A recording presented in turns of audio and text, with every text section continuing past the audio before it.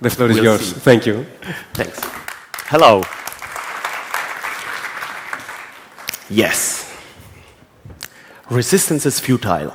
Of course, we are facing into quickly changing technologies. Everything is so rushy, everything is new, everything is whatever. Nope, it's not. This ready or die is something that previous speakers, of course, have stated, like, if we don't change, it's too late. Maybe it is already too late and we are just heading behind the latest whatever, that a tech company took over and is now fencing into FM business. We'll see. As first, a short warning. All of these speakers before that made so fantastic statements, I agree with a lot of them, some of them not. I don't like to repeat what they have said, so I had to change a bit what I'm talking about. This is definitely not how our future will look like, because technology has an incubation time. Look, these AI algorithms, machine learning, what we are using, what is so overhyped right now. These algorithms are based on 30-year-old mathematical theories. It takes some time. Deep learning is fantastic, it's absolutely great, yes. But it's based on theories on the human brain from the 1960s. So technology needs a bit to come. You know all of these Gartner hype cycle, when everything is rushing, then it's going down, whatever. This is exactly how it is. Disruption is something where only a few very curious people jump on it. It's expensive, it's dangerous, it's dumb. It does not bring any kind of return of invest.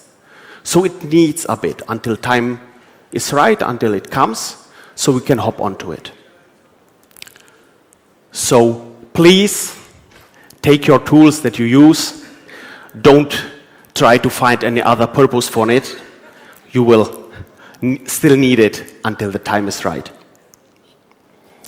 So technologies merge into each other.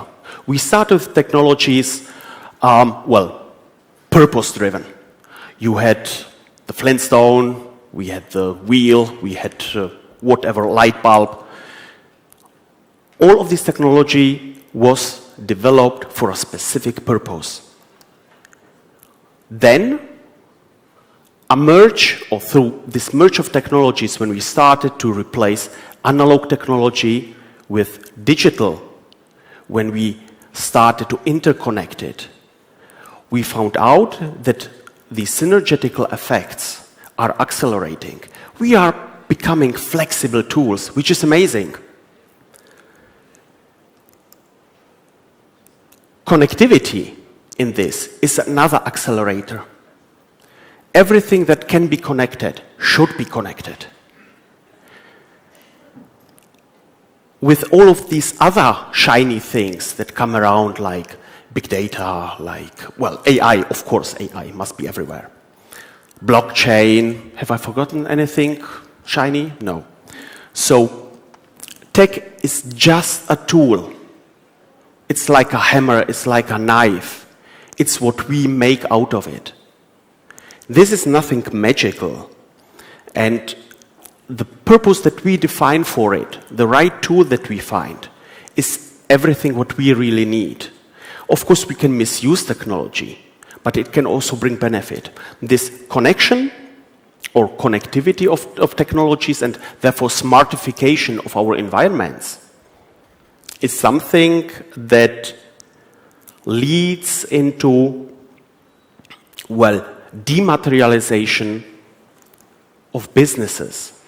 We'll explain in a few.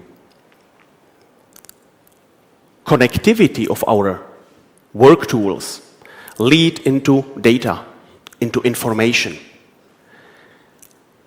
We are, the classic businesses, let's say it like this, classic businesses, classic companies that were born before the internet age.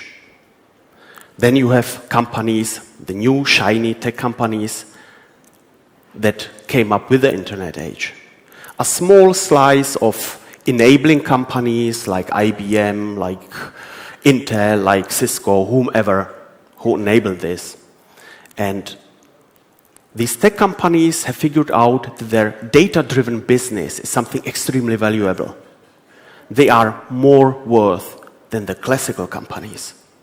So, of course, it's easier for them to take the money they made with data and spend $1 billion, $2 billion, $10 billion, whatever, and to sneak into our classic businesses. This is where we struggle with. Because the classic business is mostly product depending. The classic businesses are kind of jealously looking onto these tech giants and hoping for making as much money as they do. But we don't realize that these tech companies do not have products. Of course, they have data products, sure. But they don't need to build a car. Tesla made something out of this. They had enough money. When an Intel starts to develop drones, when they start to develop whatever kind of gadget, they can just stop it when it does not bring enough money. They don't cry after it. Try an automotive to bring something on the road that can't be sold. This digitalization, depends on who speaks about it, is something very, very tempting. You have a lot of tools that you can use. We are talking about Scrum and Kanban, and do we do Agile and whatever kind. A lot of consultants come around and try to talk to us and sell maybe books, sell any kind of consulting to enable us. But what they forget is that it's about the mindset. It's not the tooling. When we don't realize that a mindset change is the beginning of this whole digitalization thing, then we will just burn money and stay how it was. Dematerialization of businesses, this data-driven dematerialization, it made these companies location independent. Sometimes it's just an email address, a website, whatever. I mean, look at it. Alibaba, Uber. Uber is the biggest taxi company without an own fleet. Take PayPal. They are in competition with established payment like American Express, Visa, whatever. It's just easier.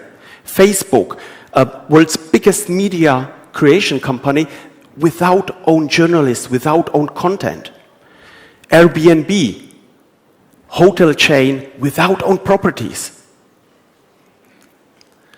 So, okay, we have new tech, we have shiny things, we have the dematerialization of businesses, we have even dematerialization of technology itself.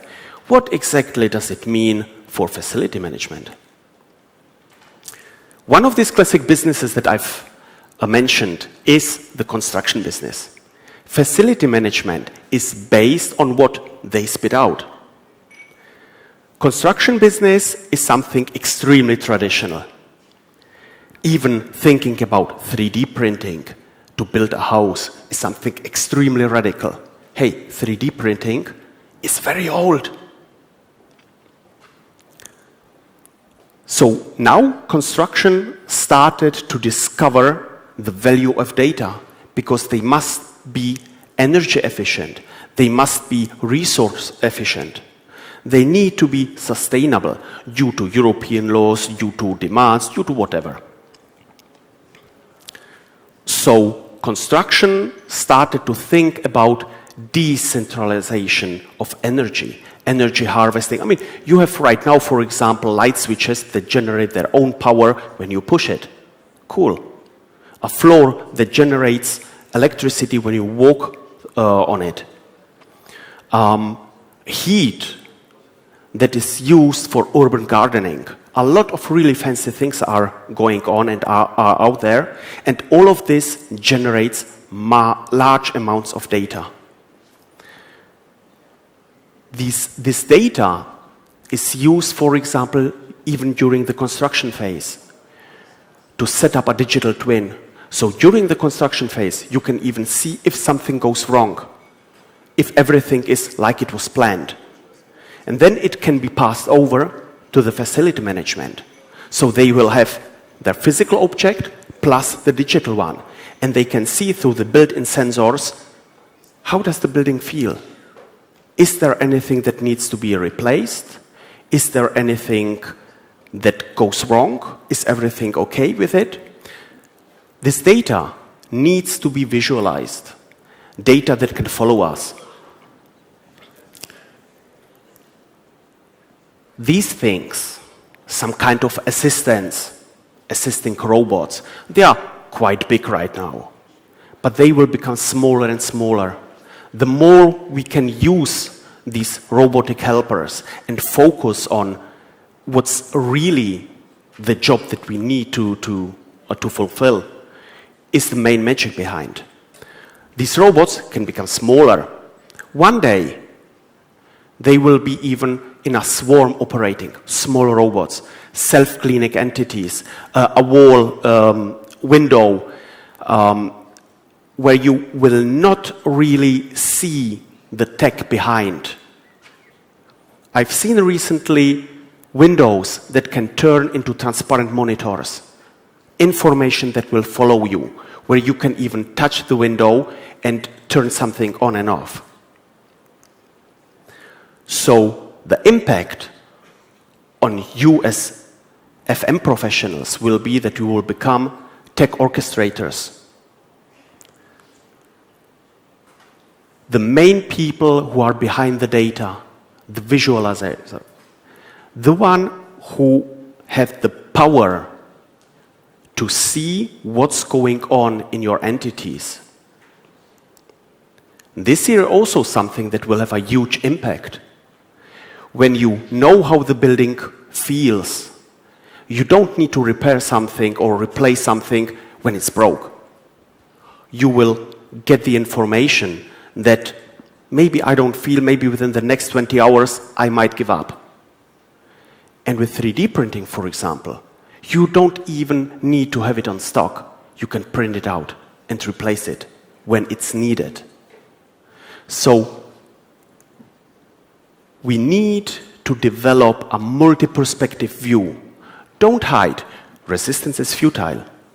But this multi-perspective view on challenges, on things that we can claim to make our own business more effective, perfect, is something that is really, really important. We've heard about emotions. Yes, totally agree. We've heard about the digital twin before. We heard about agile methods, all of this. When we don't stay curious, when we don't develop this multi-perspectivity and the view on things and look to the left and the right, this is the time when we will really get doomed. Thank you. Thank you, Jay.